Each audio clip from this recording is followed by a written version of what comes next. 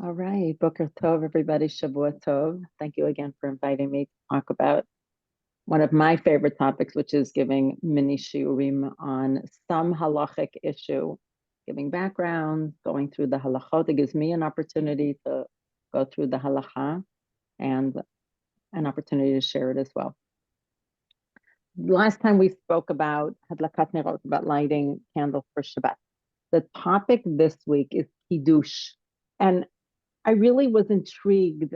The reason it got me started, this was the first one that I gave in shul. All three of these were given in shul. About once a year, I give one of these in shul in lieu of a drasha, is because I wasn't sure if the way, hello, Rabbani, Gloria, nice to see you. I wasn't sure if the way we made Kiddush in shul and the way, I knew that the way people made Kiddush at Kiddush, a lot of them did not know the halachot. And that bothered me. So I asked Reb Stephen if it would be okay if I researched it and came to conclusions about how we should be doing it. Turns out the way we were doing it was okay, but it wasn't obvious. And it still needed to be clarified for people that if they miss the Kiddush and Shul, that they should make Kiddush differently downstairs. One of the things that I came up with, I don't know if I'll remember to show you later, is I made a laminated Kiddush card, which is really easy. It's big print and it has it in transliterated as well. And that there's a nice little Kiddush table, and I bought special Kiddush cups that look nice, that are the right amount, which we're going to learn about, so that at least people have the opportunity to do it correctly. If they weren't until that Shabbat and nobody mentioned it to them, then they'll still might do it incorrectly. But we do our best to teach the right way to do it. So you should know that when I was growing up at the Boston Rebbe's in Boston, I never heard Kiddush made in shul. For whatever reason, Kiddush was never made in shul for the kahal, but there was always a delicious Kiddush. The Boston Rebbetzin actually made, she was famous for her potato kugel. And some people loved the burnt part of her potato kugel. That was a specialty of hers. But everybody loves to go to Kiddush at the Rebbe's. But somebody made Kiddush in the room where the Kiddush was being had, which, by the way, is the best way to do it. People are familiar with the terms lachatchila and b'diavad. Does everybody know? You sure? Everybody got it? Lachatchila, that's the way we choose to do it. It's the best way to do something. I think in Latin it's a priori, but I don't know if anybody knows what that means. Lachatchila is like from the word lahatchil, to start. If you have all your options, this is the best way to do it. But the halacha often offers, knowing reality, says, okay, b'diavad, after the fact, if you can't do it the best way, you can still fulfill the mitzvah or halacha, whatever it is. And please stop me if I'm saying something that's unclear or I use a term that's unclear. Then b'diavad, then yeah, Judy. Is it bidi avad or bidi eved or Well, that both? depends on whether you're pronouncing it in Israel or in America. Which In America, it's like saying Good Shabbos or Shabbat Shalom. Which one is it? They're both correct. It depends on how you pronounce things. So b'diavad is the way people in America have gotten used to saying it, and in a more yeshivish lingo. And in Israel, in more modern, it's b'diavad. Now, the truth is the word is not a Hebrew word. It's an Aramaic word, but avad means did or happened. So b'diavad means, well, after the fact, after it happened, it's okay to do it this way. So that, and I don't remember what that term right now is in Latin, but there is a term for it. Okay, and then living in Israel, also not accustomed to make Kiddush and Shul. And by the way, notice that today we make Kiddush and Shul, for instance, Friday night. There's no Kiddush afterward. You know, Kiddush can be used loosely. It's making Kiddush, it's a Kiddush cup, and it's also eating at the Kiddush and having Kiddush. They're all used loosely. But Friday night when we make Kiddush and Shul, there's no food afterwards. I know there are, I heard, I once or twice was at a minyan where they ate food after Kiddush in the wherever the minyan was. I think it's unusual. Most people, go home to have the delicious food that's waiting for them. But the food there was delicious that I ate, so I can't complain. They actually had like mini hot dogs, salami, little potato goggles. I could have just finished and eaten all there right there after show. Okay. Now, originally, Yeah. So originally, why was Kiddush made in Shul? Anybody know or guess? Go ahead, Judy. You have something to say? To accommodate those who might not know how to say it or might feel more comfortable if they hear it in the shul. Okay, Milton? I believe it's for travelers. Right. So it was, I guess they're both somewhat correct. It was meant for guests or travelers who came in. Often they would sleep on a bench in the back of the shul. That was a thing. And I guess they were given a little bit of food, and they may not know how to say Kiddush, and there weren't necessarily Sidurim that they could read from. There wasn't necessarily printed material.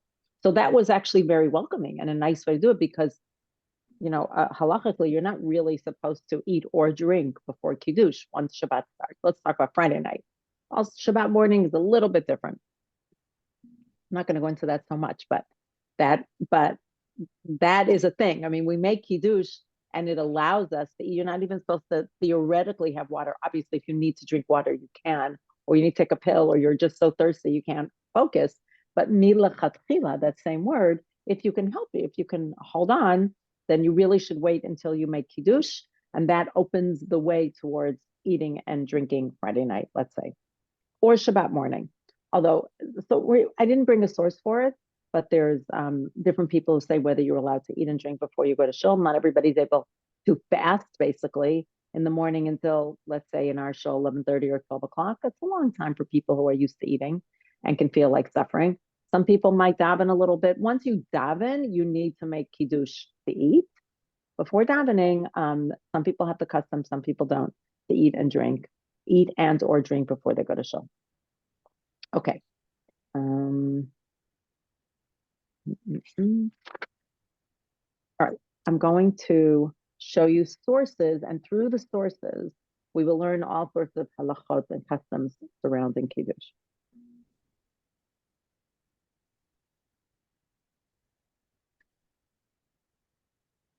First of all, what is the source, the biblical source? It is biblical for making Kiddush.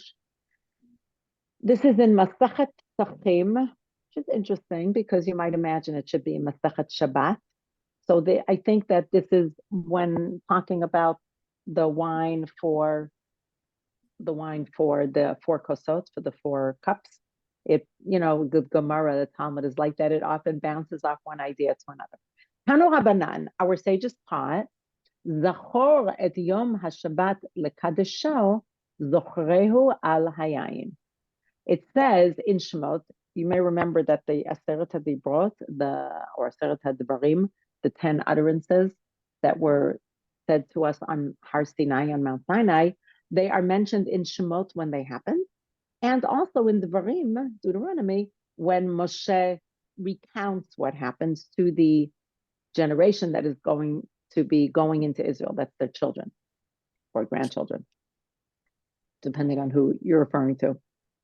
So in Shemot, it says Zachor, you should remember the Shabbat day to sanctify it. In Devarim, it says Shamor, you should guard it or safeguard it. And the way that our Chachamim, our sages, put work clothes on this mitzvah, Lizkor, it seems to be a positive mitzvah. What does that mean? You should remember it over wine. You should remember it over wine. Now that we know that you're going to have to drink wine, let's put aside somebody who's not allowed to drink wine. I want to just take that off the table right now because we're talking about the normative process. One second, Bert. And wine, by the way, is anything made of grapes. It's also grape juice. It has to have a certain percentage of grapes in it. It can't just be grape flavored, but it has to be made from grapes, and it does not need alcoholic content in order to be fit for making Kiddush. Although some people prefer wine, they think it's it's nicer, it's more respectful. Not everybody can tolerate alcohol or wants to have alcohol in their home. Yes, Bert. Yeah, how do they deduce, or how did they come up with Zachreo al Yayin? In other words, it's not necessarily, you could do it on, When we do stuff for Zachar for Amalek as an Amalek, example. yeah. Yeah, we don't Well, say, well, let's have no, have that's a good wine point. So for Amalek. But in other words, how do they do the remembrance? right. So What do they associate it with wine? I wasn't actually in that little subcommittee that decided not how to do it. And that's how I always imagine it, is that there was a group of sages, the same way we sit and we, not exactly the same, but we decide how to celebrate, how to commemorate MLK Day. So we have a group of people and we get together. So I'm not comparing it in terms of Kedusha, in terms of holiness and what we're deciding on. But I imagine that there was a group of sages who sat there. And I agree that sometimes you remember things by saying words. And by the way, Bert, that will happen as well, because it's not enough. You should say, I think you have to say some minimum. It's possible you can just say B'rei Priyat and I'm really not sure. I don't know if I researched that, if the minimum is saying the bracha, because here the remembering is also going to be saying verses. So it's true for Amalek, we need to remember by saying the verses out loud. I would imagine that that is the way to celebrate, and that's the way people came together, was that when people had wine, and I don't even know if they had grape juice in those days, was all, it was more about the alcoholic content, the pleasing taste of wine. I'm not a wine drinker so much myself, but I know it's important to many people. So I imagine that they thought of, well, this is the way we celebrate. And in fact, we always celebrate with wine. We celebrate with wine at a wedding. We celebrate with wine at a brit. We celebrate even when 10 people, 10 men generally, get together and say Birkat Hamazon, then we generally do it over wine. So there is something powerful about wine. Maybe that comes from culture, that and we know that, like Noah, he planted a vineyard right away. So obviously wine is an important aspect of our culture. And it could be that they said, well, in order to really have people imbibe and enjoy and get together, let's do something gastronomical. That's the best that I can come up with. But they did couple the drinking of wine with words, like actually saying words. So I don't know if I can give you a better answer. And honestly, Bert, I'm imagining this. I think anybody else could imagine something as well. Anybody else have an idea for Bert's excellent question?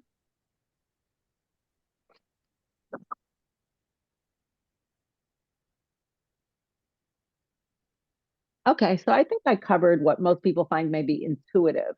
And by the way, Bert, if you research and find something, I'm sure somebody did research on that. We would love to hear about it. We meaning me for sure. Okay, so now that we know that it should be on wine, what's the next thing that our sages do? They say, okay, in Judaism, we don't just say, okay, drink wine, however much you want, whenever you want. No, they're going to decide the amount, what's the minimum amount, what it should be held in. They really are going to put real workflows on what it means to fulfill this mitzvah. So it turns out there is a minimum shiur, a minimum amount for making kiddush, which is one of the biggest issues that I see on Shabbat morning, where people use schnapps glasses, or that little, whatever they're called in America. That's how I grew up here. That they use a little cup and they say Al Ken Berach, and they think they make kiddush. So I don't know what God is thinking in that moment.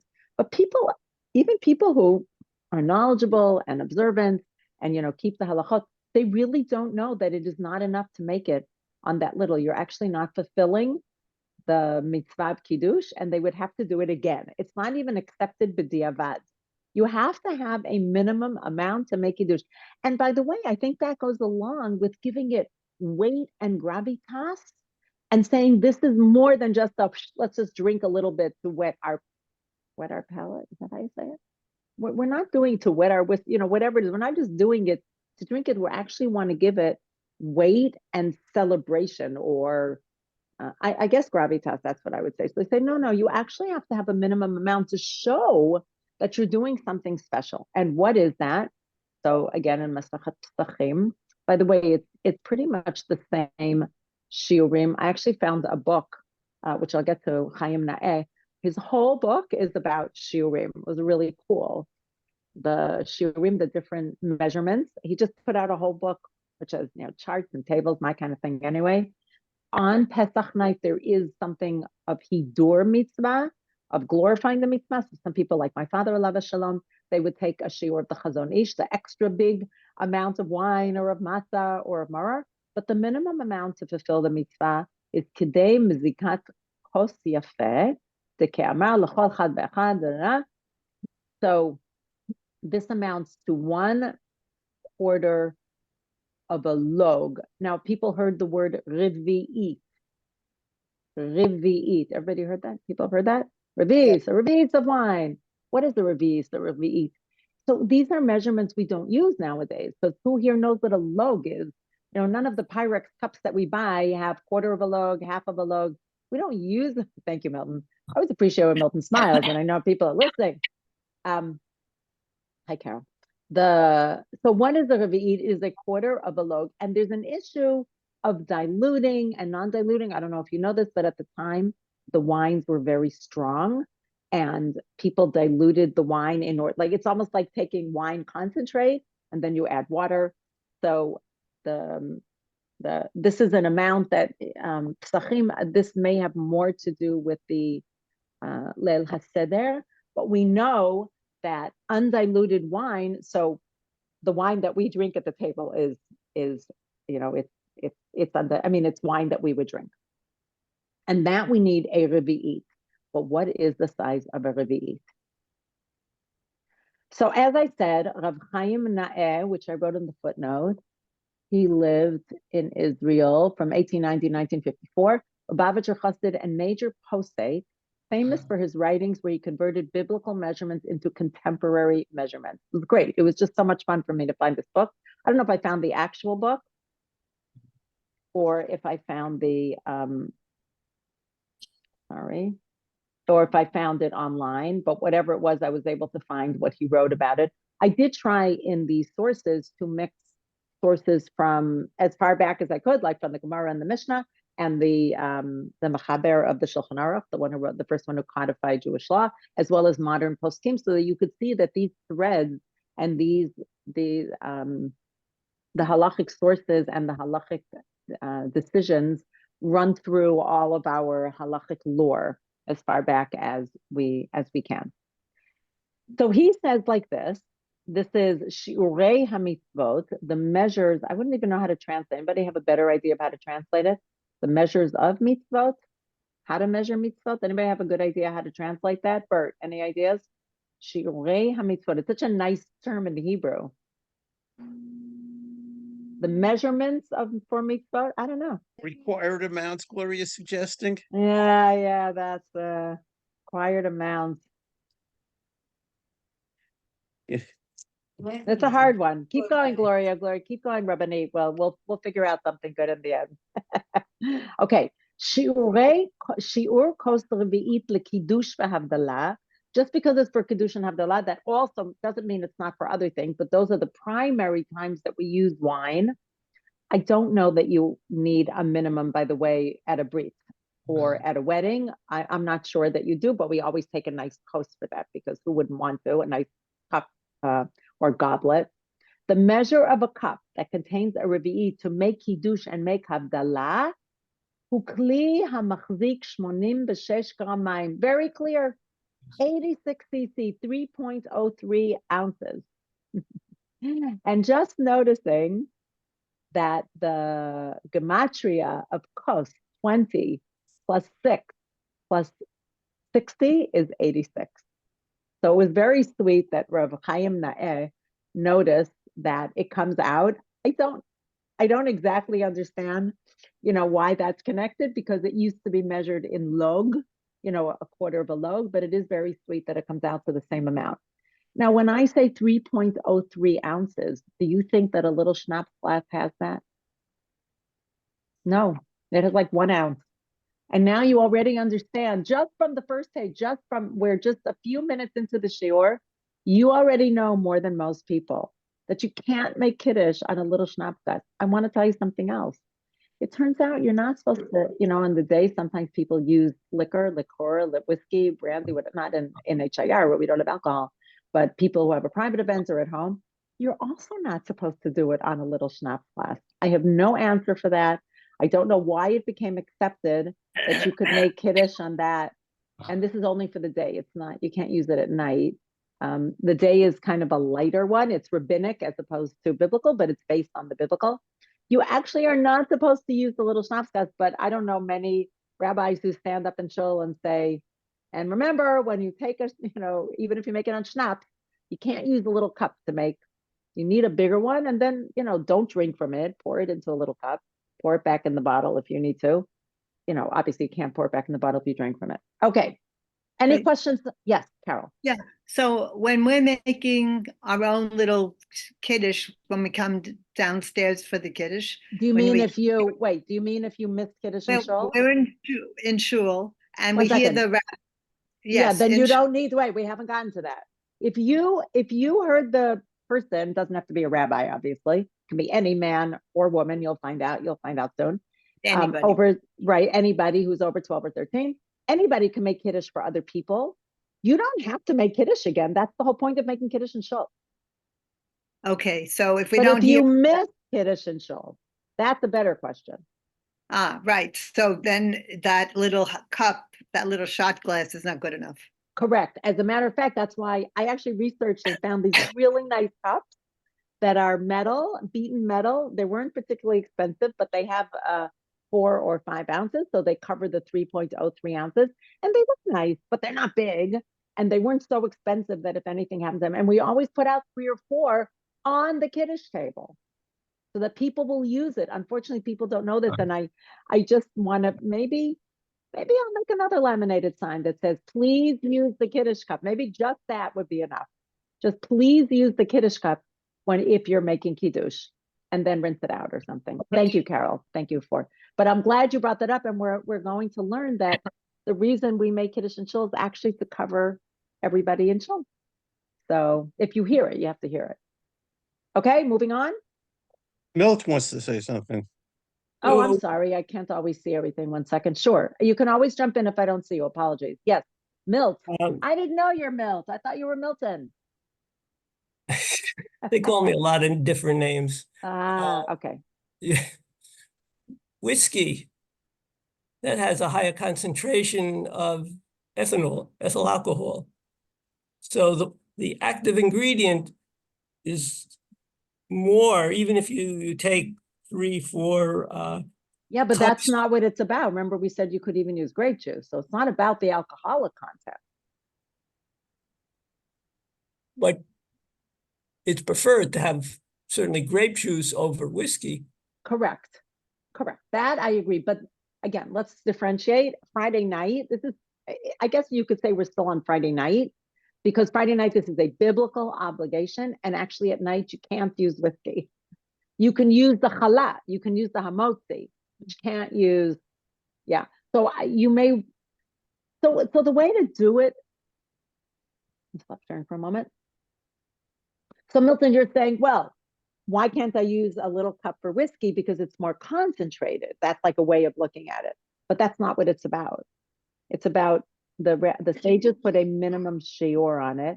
And it's like your problem, what you put in there. So wine or grape juice is the best. If you're using whiskey, then the way to do it is to fill it. I mean, I know it looks awful to pour so much, and then pour into a little cup and drink it, or hand out to people afterwards. That's okay. Or pour into a little cup and then pour the rest back in the bottle, as long as everything was clean. Yeah, Bert. Oh, You sorry, don't wait. have to drink- I got Sorry. it. Milton, did I answer your question?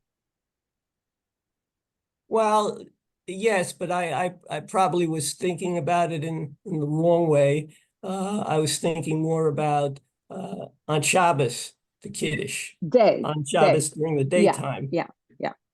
Where The people do same. use I mean, whiskey, the and you minimum mentioned that. shiur, the shiur is still the same. The measurement is still the same. Volume. Volume, correct. 3.03 ounces. But not Ed, but- activity of the ethanol in But there. I don't know. I didn't research why you can use whiskey instead of wine during the day. I don't have a good answer. But we do know that for Havdalah, you can use something called Chemar HaMedina, the drink that's accepted. And that can be any drink that has like apple juice or orange juice or beer or something else. And you can't use that for Kiddush Friday night. So it could be Oh, Think you can make kiddush in the morning on oranges. The truth is, I have to kind of park that on the side because I didn't research it. So I think that would just be interesting to research about why you can use whiskey. This also leads into the minhag, I guess, that for Havdalah, you make sure that you fill right up to the lip of the cup. No, that'll be a whole different shiur Havdalah. Haven't created it yet. The filling up to the lip is correct. That's like one of those customs that your week should be overflowing or something. That's very different, actually, because the same cup is used for kiddush. So why not fill them always to overflowing? There's no difference in that sense. I think That's with my Havdalah, there's question. right. No, so okay. So You've again, answered it, you but should always, by the way, didn't discuss this, but it is always considered a hidur mitzvah to fill a cup all the way. Even if you have 3.03 ounces, like in 2/3 of it, it's much nicer when it's full. We should always fill the cup all the way, even if you don't drink the whole thing. So pour off into another cup. But it always should be full. The thing of overflowing, that's you've given me an idea for what shiur I should give this year. Maybe I'll give one on Havdalah. How's that? And all the different customs of Havdalah. So I love that idea, actually. Thank you. Thanks for giving me an idea. Bert, you had a question. yeah. So but you have to drink Rove Coast. That means you Wait, have what? Rega. no. I understand because you were talking about alcohol, about liquor. I was saying to myself, you have to drink, like 1 3/4 ounces So Bert, of liquor. So 1 second. I'll get to that, but you can share it. As Ah. long as the 2/3 or whatever, the rove is drunk, that's good enough. So it doesn't have to be by one person. So if somebody has 3.03 ounces of whiskey, let them pour it into a lot of little cups. But then everybody has to drink before you speak, because otherwise it's a hefsek between an interruption between the bracha and the drinking, right? We don't talk between making a bracha on an apple and eating the apple. So I agree it's complicated, but this wasn't so much about whiskey. But yeah, I'll give you a little story that on a Seder night once, somebody who was at my Seder, she was sick. She had like a stomach virus or something, and she really wanted to fulfill the mitzvah of drinking, a full cup of wine or grape juice, I guess. And you're supposed to, if you can, drink the whole cup. I mean, that is again hidur mitzvah, glorifying the mitzvah for Seder night. So she really wanted to. We looked through the whole apartment to find the smallest thing that was 3.03 ounces, smallest, so she could drink the whole thing, or even, most of it, let's say. And guess what we found? We found the cup of the yard site candle was just the right size. So we cleaned it out with hot water completely. And that's what she used as her Seder night cup. It held the 3.03 ounces, and she was able to fulfill the mitzvah. So, we can be very creative when we need to be. I'm not recommending that as a rule, by the way. Okay, we good? Move on? Great. As you can see, no matter how much research and how many different halachot and customs you bring, there's always more questions that can be asked. Okay. I just want to point out that Rav Moshe Feinstein held that a Rebbe'it is actually between 3 ounces and 4.4 ounces. So some use the measure of 4.4 ounces for Kiddush on Friday night, which is a biblical mitzvah. Remember, we just said it's Zachor et Yom HaShabbat HaKadosh, that it came from the Torah. So some people have a bigger amount. Rav Ovadia said the correct shiur is 81 cc, but many use 86 cc. Again, because he liked that it was the gematria of kos, which means cup. And the shiur chazon ish, which is the highest amount, the most machmir, is 5.1 ounces, which some people, like my father Alav Shalom, used to use for 4 cups at the Seder. Okay? So even though 86 is the most accepted, we see that there are different people who use different amounts. Everybody good with that? Question. Yeah. 86 cc is how many ounces? 3.03. Thank you.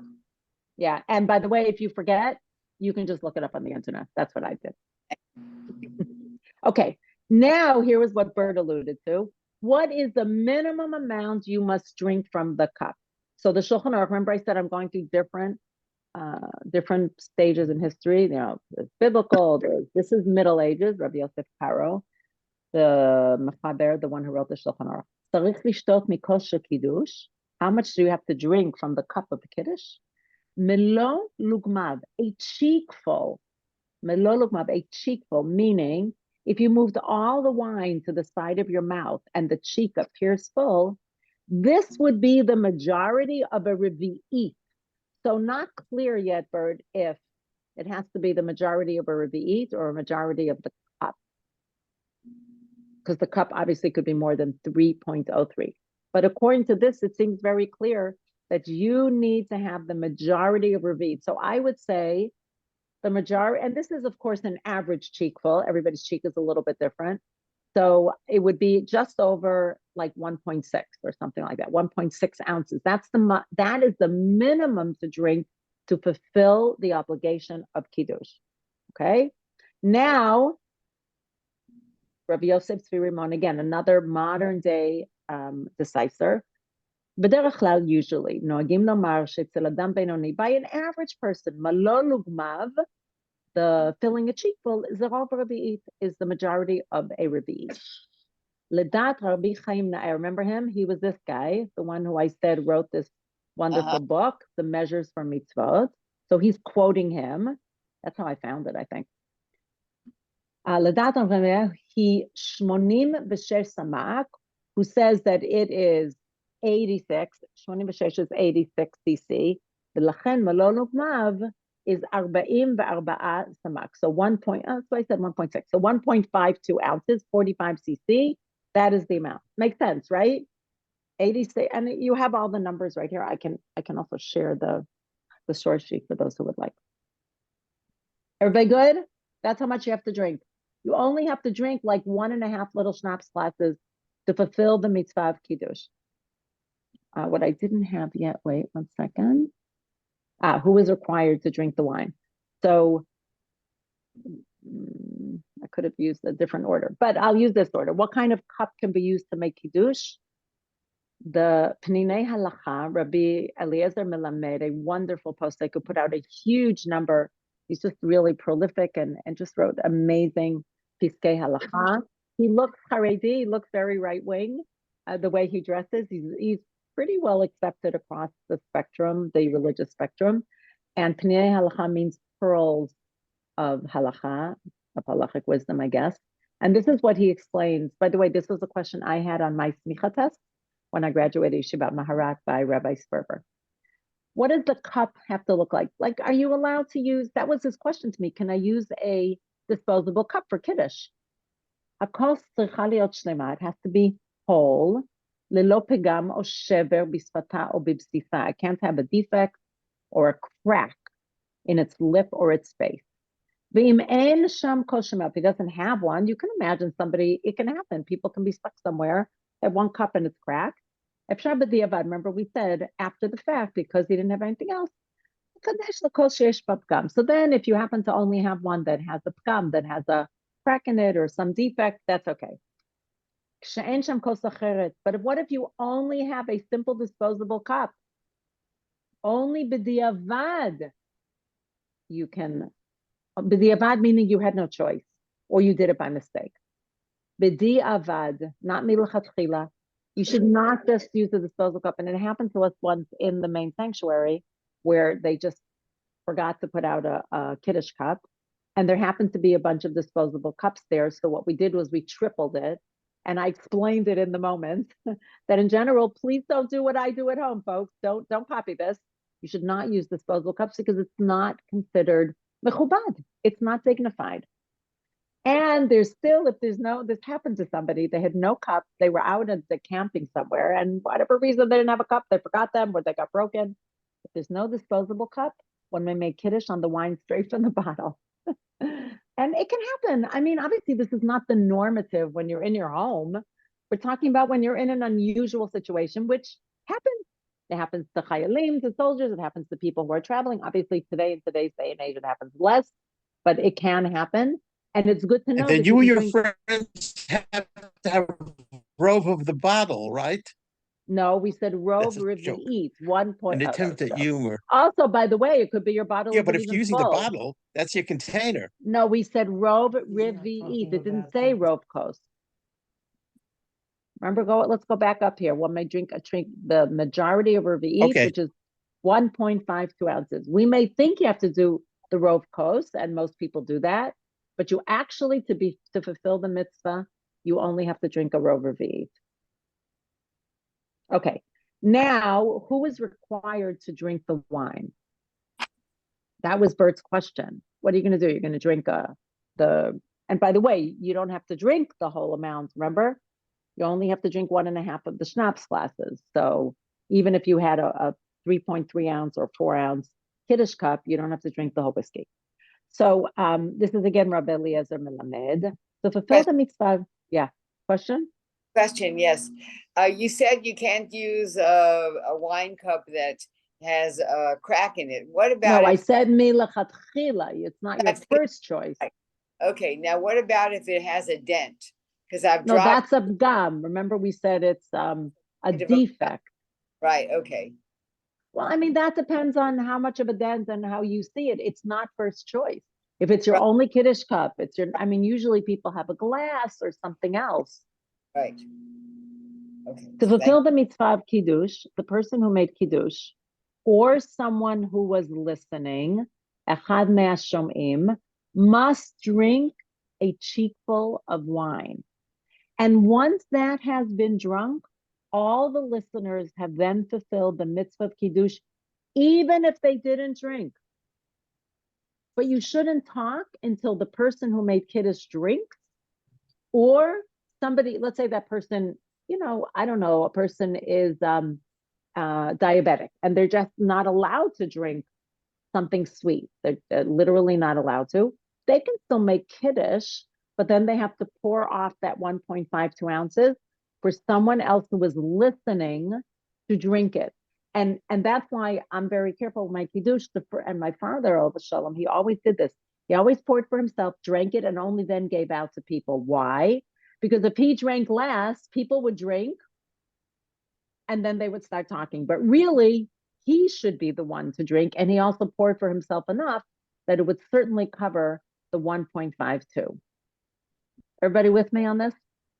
Yes, Great. Another option, od derech tova. These are all the words of Rabbi Eliezer Melamed. Before Kiddush is made, pour a bit of wine, lekosot shekol hamesubim, pour into little cups for everybody. V'acharei sheyishmu et Kiddush, after they hear Kiddush, yishtu me'ayayin shepneim, they'll drink from that one. And then, when you do that, there's no need for the person making Kiddush to pour them.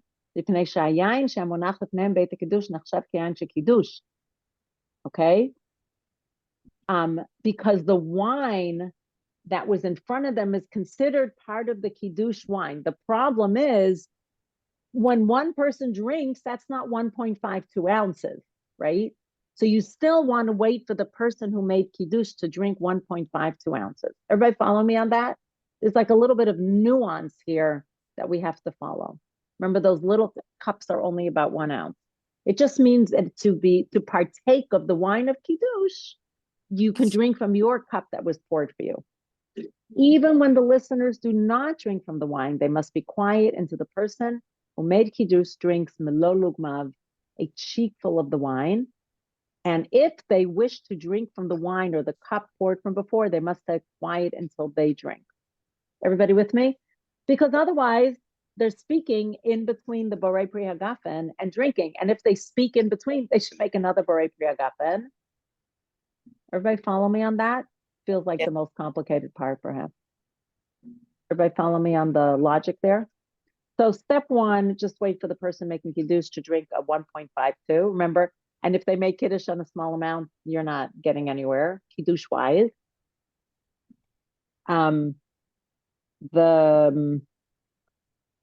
If the person wants to, they can, give themselves or drink for themselves and then pour for everybody. Obviously, you want to pour off because you don't want anything that you've drunk from to be poured for everybody. That's just germ-wise.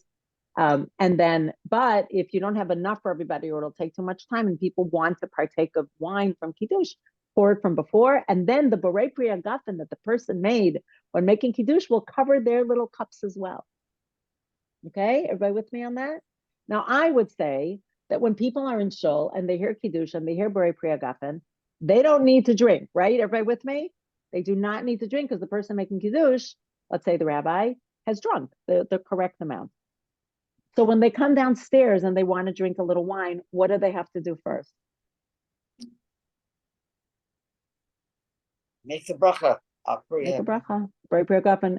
I would say chances are very, very high that they have spoken from the time that they were in shul till they got downstairs to Kiddush.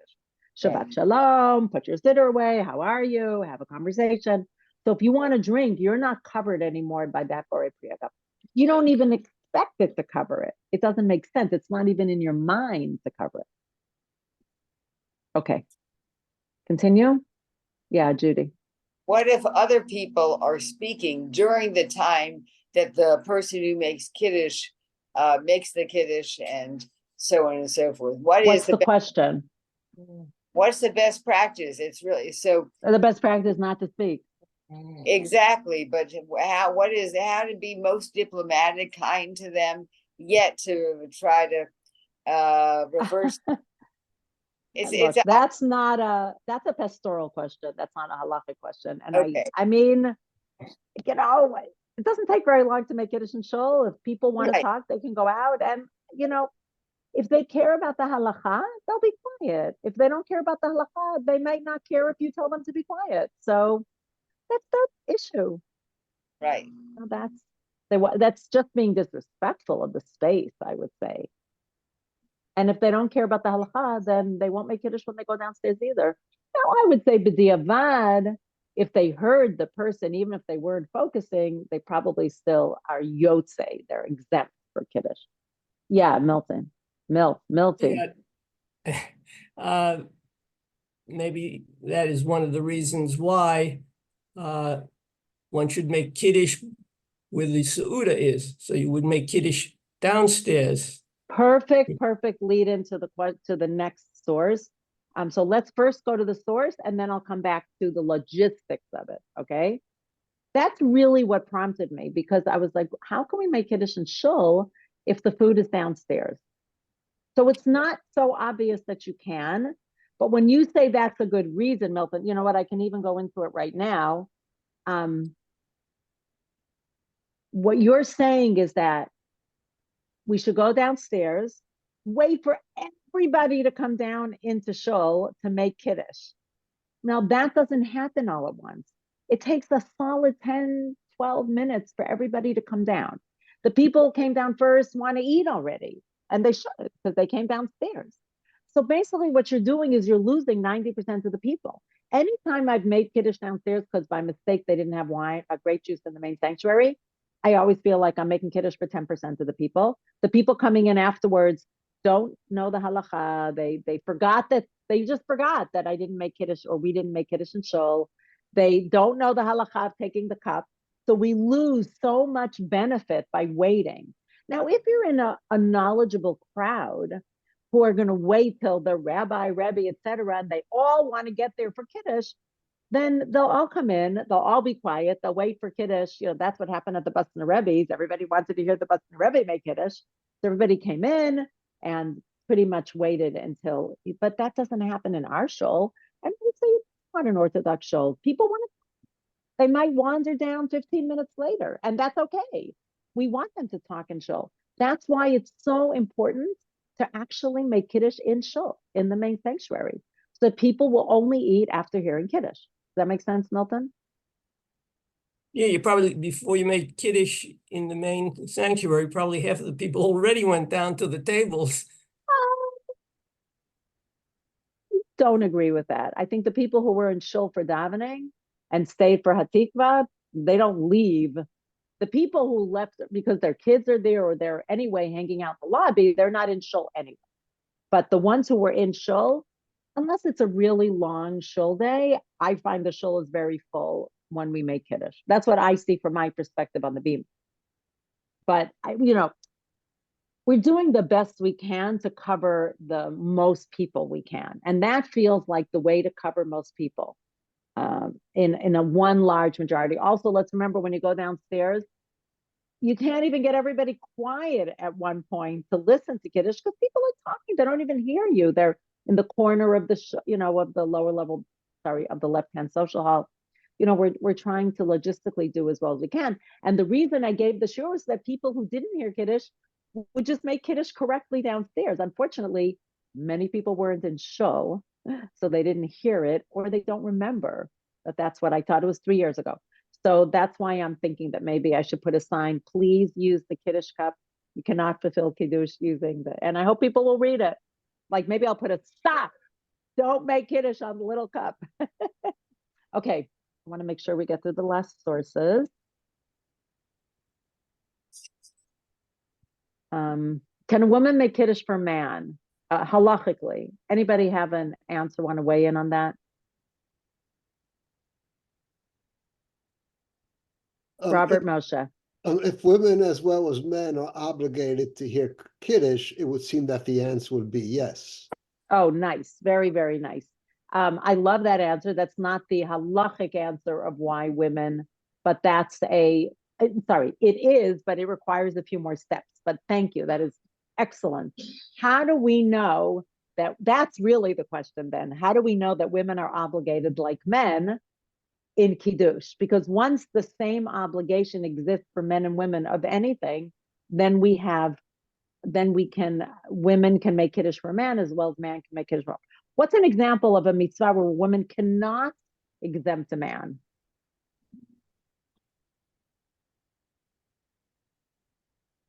Where women don't have the same obligation. Let's go with biblical. Wearing tefillin, wearing tzitzis. Well, yes, but we usually one person doesn't make that bracha for somebody else, right? Somebody puts on tefillin, they usually do their own bracha. I mean, you're right. It's just that's not such a communal one. But what's more communal bracha that we make of a mitzvah that a woman cannot do according to orthodoxy? Kiddush Lavana, with that. So again, that's not a bracha of a mitzvah. It's not Baruch Atah Hashem Elokeinu melech haolam asher kitshanu b'mitzvotav v'tzivanu. Or well, you're right. Kiddush also isn't. Kiddush Lavana isn't exactly a biblical mitzvah. Keep going. Anybody else? Yes. Yeah, Milton. Mizuman, after eating, you bench. So there's actually, again, that's not a mitzvah. It is it's an obligation. So interestingly, that also is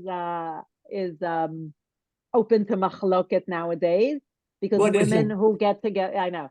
No, I mean by really respected Orthodox scholars about whether women have the same obligation. The reason originally women and men were not allowed to have a zimun together was because of tzniut, because of that they didn't want fraternizing. So it's not so, and also women didn't know how to read.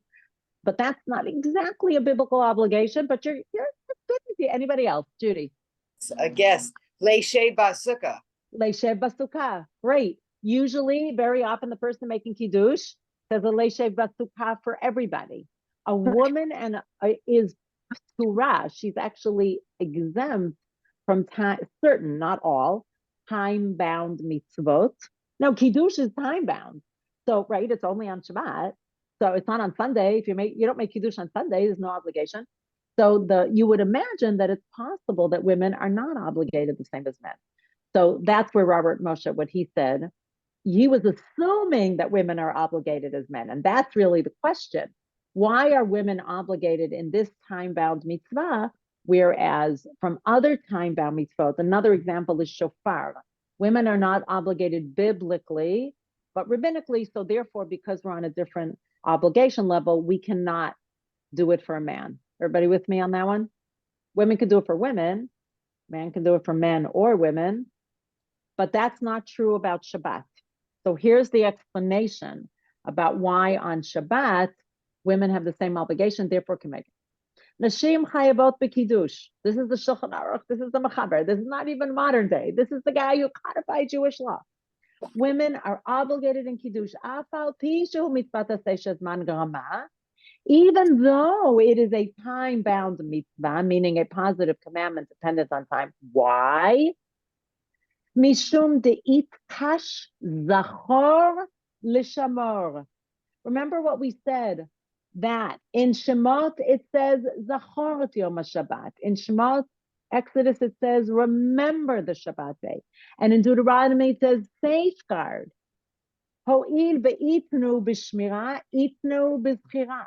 Because women are obligated in the shamor part of Shabbat, which is the lo ta'aseh, the refraining commandment. Right? Women are obligated in shamor, in not cooking and not cutting and not shearing and not lighting a fire and not et cetera, et cetera, et cetera, et cetera. All the 39 milachot, the 39 prohibitive commandments. Because women are obligated in the refraining commandments, and shamor and zachor are compared at the same time, were said at the same time. Therefore, we are also obligated in the zachor commandment. And the zachor commandment, what you remember, is kiddush. And therefore, according to the Shulchan Aruch, umotziot et hanashim, and therefore we can exempt the men. Ho'il v'chayavot min haTorah timotam, because women are obligated biblically just like the men. Cool, right? So I always tell women, whether you ever make kiddush for yourself, let's say not for yourself, for a man in your lifetime, that is 100% your choice.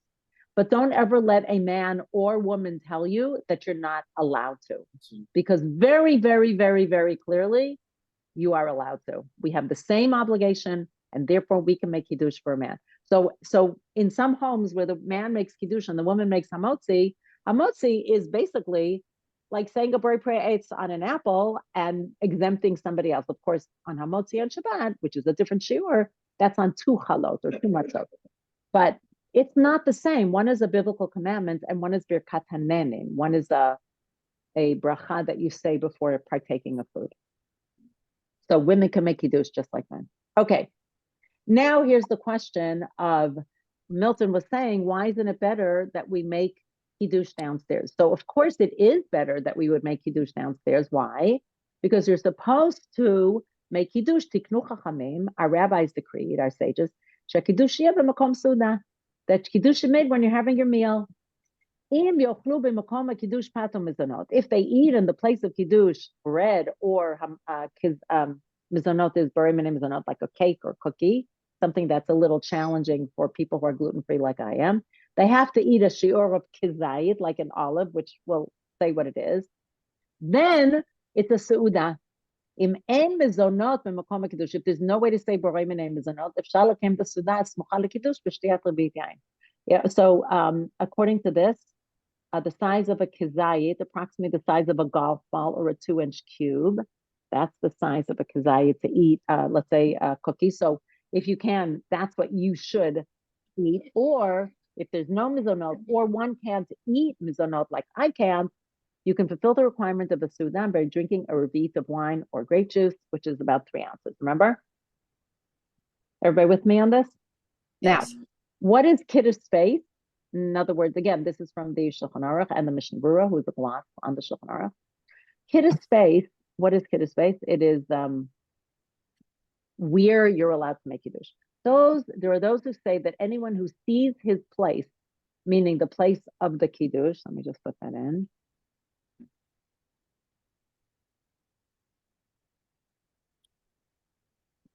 Even from a house to a yard, does not need to return and say kiddush again. Meaning, like when we have it on the balcony outside the main sanctuary, then we see it. And there are those who say that it's reasonable if one says kiddush in one place with the intention to eat in another place, that's also good enough. This is so if both places are in one house, which is exactly what we have. For example, room to room or from rooftop to the garden.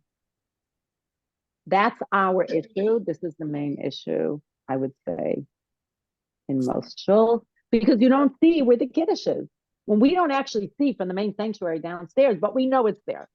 And the Mishnah Berurah explains, in one house, in other words, under one roof, even if one cannot see the place of the kiddush food. And Rabbi Eliezer Melamed says there are 3 definitions regarding how far a person can be from the kiddush when making kiddush. He just codifies it nicely. When still considered eating in the same place as making kiddush. A, anywhere in the same room, even if you don't see it, like if it's behind a screen, that often happens. If B, if you can see the food from where you make kiddush, even if it is in another home or courtyard, let's say it was across the way, but you could see it. Or if you had intention while making kiddush to go to another room in the same building. From the outset, one should make kiddush where the meal is. However, if this is difficult, it is possible to eat somewhere that fulfills 2 out of the 3 definitions. And that's really what it is. It's in the same building. Like we know, we mean to go downstairs for kiddush. Even if we weren't thinking it in that moment, it's obvious to us that that's something that we're going to do. Therefore, we fulfill 2 out of the 3 conditions. Just to go over some of, 1 second, Bert, go over, you must have a Revi'i, 3.03 ounces, 86 cc. Must be a nice looking cup. Much preferred not a disposable cup, should not be cracked or broken or dented if possible. Everybody must be quiet until the Melo Lugmab, the cheekful, is drunk, which is 45 cc. You must be in eye contact with the place where the food is or in the same building and have in mind that you will eat there. You should eat a golf ball size amount of mizonot or wash for bread. Alternatively, drink 3 ounces of grape juice. A man or a woman may make kiddush for others. Yes, Bert, question? Yeah, it's sort of like a comment. You were talking about things that, strike you as being, that people may not be aware of their obligation to do that. How about bracha achrona on the wine? Yeah, we're working on that. We want on the wine. Yeah, in other words, alagef, If people drink, yeah. Yeah. Right. And on the mizonot. So we are actually working on putting out alamichya and alagefen cards. Thank you. Okay. Yeah, thank you for it's sort of in the works. I mean, it's supposed to be in the works. Oh, okay, So fine. we're working on it. But thank you. Okay. And reminders are helpful to Yeah. pop it up to the top of the stack.